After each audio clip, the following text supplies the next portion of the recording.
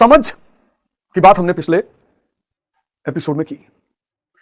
माया जो शब्द है ना, माया बहुत, मतलब मैंने कहा ना कि माया वहां ठगनी हम जानी। कबीर के तो दोहे जो है, कबीरदास जी को पढ़ के ऐसा लगता है कि यार बस और कुछ चाहिए ही नहीं। इतने सरलतम ढंग से सूत्रों की व्याख्या की गई है, इतने सरलतम ढंग से। जीवन में एक बार हर व्यक्ति को कबीरदास जी को पढ़ना चाहिए, हर व्यक्ति को। मतलब ऐसा नहीं कि सिर्फ कबीरदास जी को पढ़ना चाहिए, लेकिन व्यक्ति को एक बार कबीरदास जी को पढ़ना चाहिए। मैं बता रहा हूं, मुक्ति मोक्ष तो मुझे नहीं पता, लेकिन आपकी बहुत सारी समस्याएं सॉल्व हो जाएंगी। उन्होंने कहा माया छाया एक सी, इसकी तुलना छाया से की कि दिखाई पड़ती है नहीं, ये छाया बनती है, छाया बनती तो है पर होती नहीं है। फिर उन्होंने कहा माया वहां ठगनी हम जानी। माया को ठग कहा उन्होंने, यौवन, युवा अवस्था।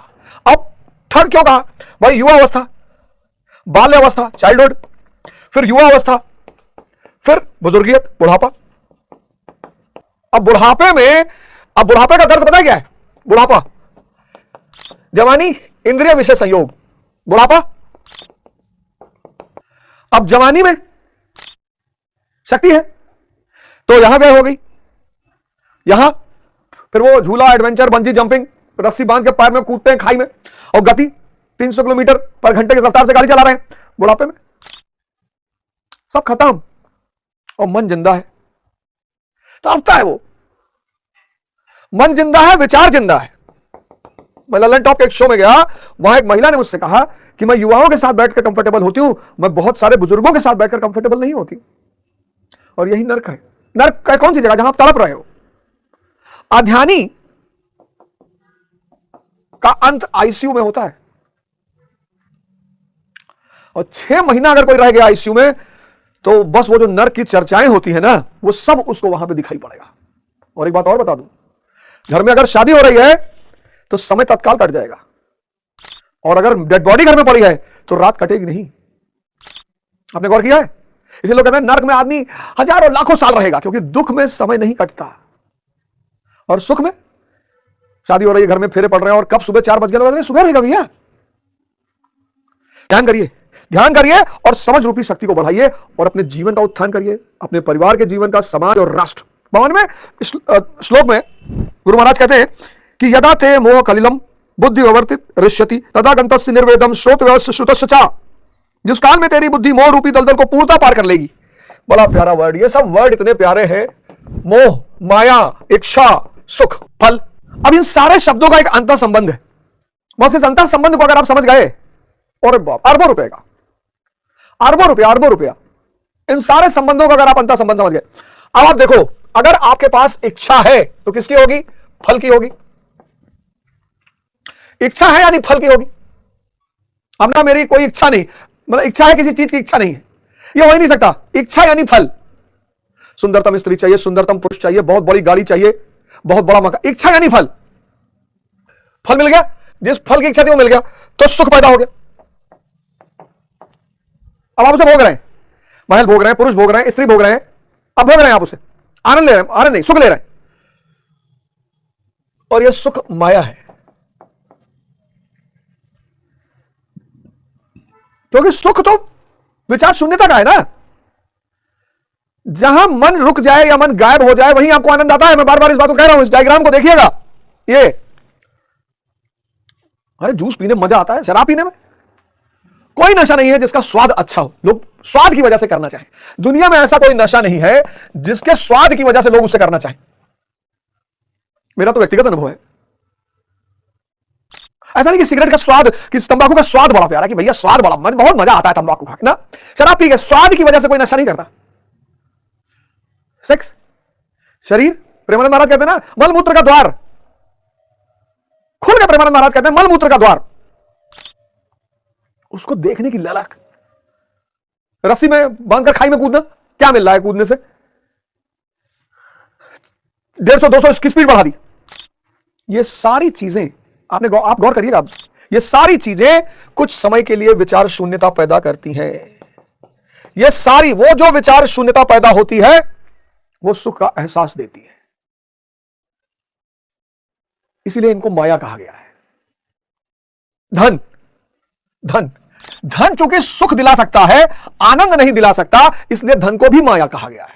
बड़े बड़े धनी संतों के पास पहुंचे, अरबों खरबों रुपए के मालिक पहुंचे कि महाराज चाहे जितना पैसा ले लो, आनंद दे दो। बोला हो ही नहीं सकता, बोला संभव ही नहीं, है ही नहीं। रिक्शा वाला सोचता है कि यार किताबों में लिखा हुआ है कि इंसानियत होनी चाहिए, प्रेम करना चाहिए, सम्मान करना चाहिए। वो सोचता है लोग मुझे क्यों नहीं कर रहे। इसलिए उसकी सपना किसका है? उसका पैसे का, धन का। ये जो धन की चाह है, उसके पीछे वजह क्या है? हर व्यक्ति को सम्मान चाहिए, प्रेम चाहिए। इंसान की जो बेसिक नीड है, उसमें से एक नीड है सम्मान और प्रेम। और वो पढ़ाया तो हमें जाता है, पढ़ाया जाता है सबसे प्रेम करो, सबको सम्मान दो, पर सब कर नहीं पाते। बस यही सबसे बड़ी वजह है धन को पाने की इच्छा का। विचार शून्यता, जहां विचार, इनमें कोई मजा नहीं है। टेस्ट कर लो। इच्छा से फल, फल से सुख, सुख माया है। और माया जितनी गहरी होगी, मोह उतना गहरा होगा। स्त्री ना छूटे, क्यों? क्योंकि ये संबंध है, ये मर्सिडीज ना खो जाए मेरी, ये फल, फल के प्रति मोह। परिवार ना छूटे, महल ना छूटे, स्त्री ना छूटे, धन ना छूटे, मोह। और मोह को कहा दलदल। बड़ा प्यारा शब्द है दलदल। ना खाने योग्य, ना पीने योग्य। पानी में अगर फंस गए तो कम से कम पानी तो पी लोगे। दलदल, ना खाने योग्य, ना पीने योग्य।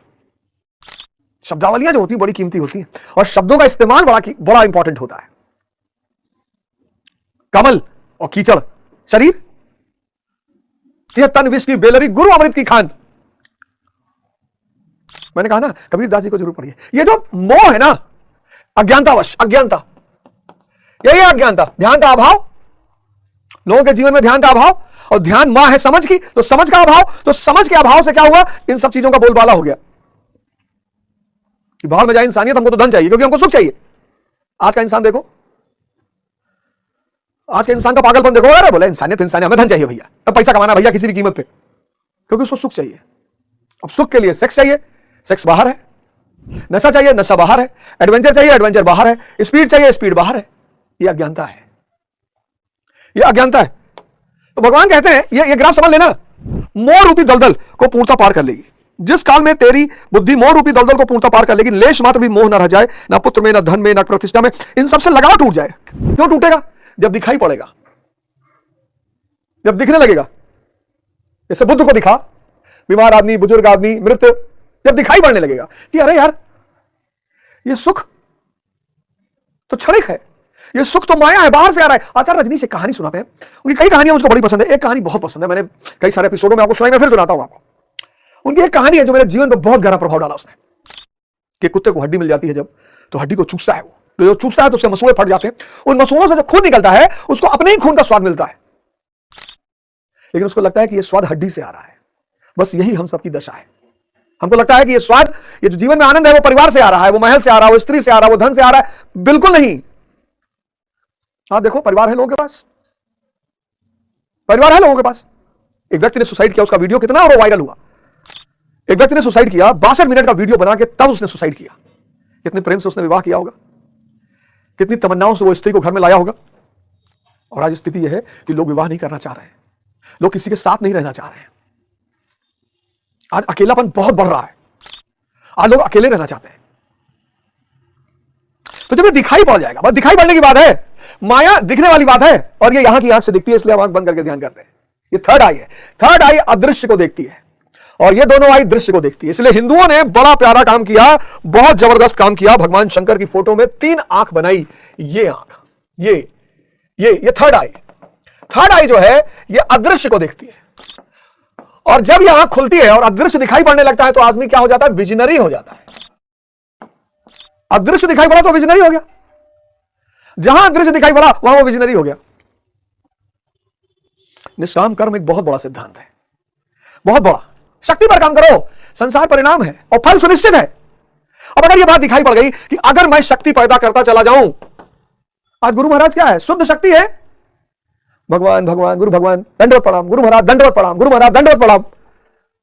यहां बाजारों में लोग पैर छू रहे हैं, यहां छू रहे हैं पैर ऐसे।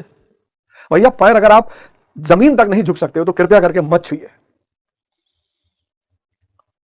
आज गुरु महाराज साक्षात शक्ति हैं, साक्षात। 2 महीना बीतने दीजिए, मैं बताऊंगा कैसे, उदाहरण देके, और उस उदाहरण के कम से कम 20 लोग गवाह हैं। उदाहरण देके बताऊंगा, साक्षात शक्ति है।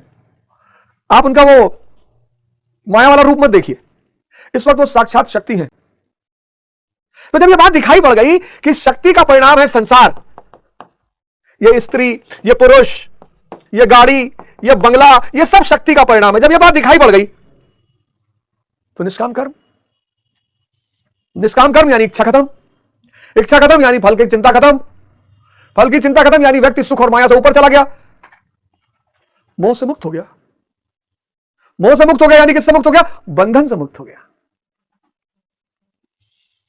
सर इस ग्रंथ की कोई कीमत नहीं है सर, यथार्थ गीता को, ज्ञान को व्यवहारिक रूप से लोगों के सामने रखने का शास्त्र, धर्म सूत्र है मानव को महामानव बनाने का। मानव को क्या बनाने का? महामानव। तो कह रहे भगवान इन सबसे लगाव टूट जाएगा। आप देखो जब माया से लगाव टूट जाएगा, मतलब जब आप मोह से मुक्त हो जाओगे, मोह से मुक्त हो गए आप, निष्काम कर्म आपको मोह से मुक्त कर देगा। सुनना फॉर्मूले को, निष्काम कर्म आपको मोह से मुक्त कर देगा। जैसे ही मोह से मुक्त हो गए लगाव टूटेगा। अब देखना बहुत बड़ा बात, लगाव टूटा माया से। किससे लगाव टूटा? माया से। माया से लगाव टूटा, बहुत बड़ी बात बताने जा रहा हूं, गौर करना। अरबों रुपए की, और एक शो का पैसा लगाना पड़ेगा। जितने लोग गीता देख, बस एक शो, जितने लोग देखते हो एक शो का पैसा लगाना पड़ेगा। अभी तो मेरे ख्याल से चलेगा 200-300 शो चलेगा, तो एक शो का पैसा मैं आशा करता हूं कि आप मुझे लगाएंगे। 500 रुपए एक शो का है, और एक शो का पैसा लगाना पड़ेगा। 1800 शो है, 1800 श्लोक है, थोड़ा सी गति में पकड़ूंगा, तो एक शो का पैसा लगाना पड़ेगा। जितने लोग देखेंगे, अब चाहे 10 बार देख लो, 10 बार का पैसा नहीं लगेगा, लेकिन एक शो का लगाना पड़ेगा। अब देखना निष्काम कर्म क्या करेगा? मोह से मुक्त कर देगा। इच्छा ही नहीं है, फल ही नहीं है, तो मोह किस बात का? तो मोह से मुक्त कर देगा। मोह जब छूटा, लगाव टूटा किससे? माया से। अब जब लगाव माया से टूटा तो इसका परिणाम क्या होगा? बड़ा प्यारा परिणाम, बहुत प्यारा। आप में से बहुत लोग कहते हैं ना, समझ में नहीं आ रहा, याद नहीं रहता है, चिंतित बहुत। अब देखना इसका परिणाम क्या होगा? जब माया से लगाव टूटेगा तो उसका परिणाम क्या होगा? उस समय जो सुनने योग्य है उससे तू सुन सकेगा। क्या बात है, क्या बात है। 1 लाख करोड़ का स्टेटमेंट है। उस समय जब माया से लगाव टूटा, लोग कहते हैं ध्यान नहीं दे, तो ध्यान क्यों नहीं दे पा रहे हो? क्योंकि माया में उलझे हो। जिस समय आपका लगाव माया से टूटेगा, उस समय जो सुनने योग्य है, अब आप क्लास में तो बैठे हो, टीचर पढ़ा रहा है, और आपका दिमाग जूली में लगा हुआ है, क्योंकि आप दिमाग के गुलाम हो। आदमी खो जाता है, जूली में बैठा है। आप मंदिर में हो, दिमाग कहां बैठा कि बुआ के यहां शादी का फंक्शन चल रहा है यार, बड़ा मजा आ रहा होगा, हम ही नहीं गए यार। आप देखो आदमी कोल्ड ड्रिंक पी रहा है, सिगरेट पी रहा है, गाड़ी चला रहा है। माया से कितना बढ़िया सूत्र है ये सब। निष्काम कर्म मोह मुक्त कर देगा, क्योंकि इच्छा और फल की जरूरत ही नहीं। जहां फल की चिंता नहीं वहां इच्छा नहीं, इच्छा खत्म, इच्छा काया, इच्छा माया, इच्छा जग उपजाया। जहां फल की चिंता नहीं, जहां फल है ही नहीं, वहां इच्छा कैसे होगी? इच्छा फल दोनों गायब, मोह गायब हो जाएगा। आप मोह से मुक्त हो गए, आपका माया से लगाव टूट गया। माया से लगाव टूटा, अब जो सुनने योग्य है, देखो, और सुने हुए उसे तू सुन सकेगा, और सुने हुए के अनुसार वैराग्य को प्राप्त हो सकेगा। क्या बात है। वैराग्य मतलब ये नहीं कि अब हम स्त्री नहीं देखेंगे, एकदम देखेंगे, पर हम मां का भाव होगा। अब हम गाड़ी नहीं, हम भैया मर्सिडीज में नहीं बैठेंगे, एकदम बैठेंगे।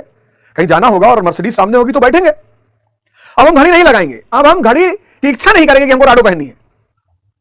कोई दे गया तो उसका सम्मान करेंगे, जरूर पहनेंगे। यह वैराग्य, यह वैराग्य है कि जहां भी माया की सेवा की आवश्यकता पड़ेगी ले लेंगे। माया को भोगेंगे नहीं। ये देखो, ये माया जो है उसका भोग नहीं करेंगे। अब माया का भोग नहीं करना है ना, नो भोग। अब माया की सेवा की जरूरत जहां पड़ेगी वहां उसकी सेवा ले लेंगे। स्त्री है, पत्नी है, सृजन करना है, सृजन कर लेंगे। हिंदुस्तान में पहले साधु सन्यासी जब किसी शादीशुदा महिला को वरदान देते थे तो कहते थे, जा तेरे 10 पुत्र हो और 11वां पुत्र तेरा पति हो। अब स्त्री भोग के लिए नहीं, अब महल भोग के लिए नहीं। एक सन्यासी एक राजा के दरबार में पहुंचा। कहा महाराज, हमारा एक निमंत्रण मान लीजिए। क्या बताओ? कहा महाराज इसी महल में रहिए, कहीं जाइए मत महाराज। अरे साधु ने कहा, ये कौन सी बड़ी बात, रहेंगे इसी महल में रहेंगे, चल तेरा निमंत्रण स्वीकार कर लिया, यही रहेंगे। अब जैसे ही राजा संत ने कहा कि मैं अब यहीं रहूंगा, राजा को तुरंत खटका। कुछ लोग होते नहीं है, आपने उनसे कहा भैया आपकी घड़ी बड़ी प्यारी है, ले लीजिए, आपने कहा लाओ, तब ठीक है दूसरी भिजवाते आपको खरीद के। अब लोगों के मन में है कि यार साधु सन्यासी को ना स्त्री चाहिए ना महल, माया चाहिए नहीं, तो कभी कभी मजाक में कि प्रभु तन मन धन सब अर्पित तुमको, तन मन धन मांग लो, देखो जान निकल जाए तुरंत। तो साधु ने, महाराज ने कहा कि मैं यहीं रहूंगा। राजा को बड़ा खटका कि ये कैसा साधु है जो महल में रहने के लिए कह रहा है। खैर 6 महीना बीता, तो जब राजा से बर्दाश्त नहीं होगा तो राजा ने साधु से कहा कि महाराज एक बहुत बड़ी चिंता है। बोले मुझे पता है, उसी दिन से चिंता है तुझे जिस दिन से मैंने कहा हाँ मैं तेरे महल में रहूंगा। हाँ बोले हाँ महाराज। और बोले चिंता यह है कि साधु ने माया को कैसे वर्ण कर लिया। बोले हाँ महाराज। तो बोले अंतर दिखाऊं। बोले महाराज दिखाओ। बोले घोड़ा निकालो, एक घोड़ा तुम्हारा एक घोड़ा मेरा, और फिर दोनों घोड़ा बैठे और लगे भागने। और जब राज्य की सीमा पहुंची तो राजा ने कहा इसके पार में नहीं जा सकता, ये मेरे राज्य की सीमा है। बोले मेरी कोई सीमा ही नहीं। गुड बाय राजा, तुम बंधे हुए हो, मैं मुक्त हूं। तुम बंधे हुए हो, मैं मुक्त हूं। वैरागी माया की सेवा ले लेगा, माया के भोग का त्याग कर देगा। दुनिया का सबसे महानतम सूत्र। जय हिंद, जय भारत।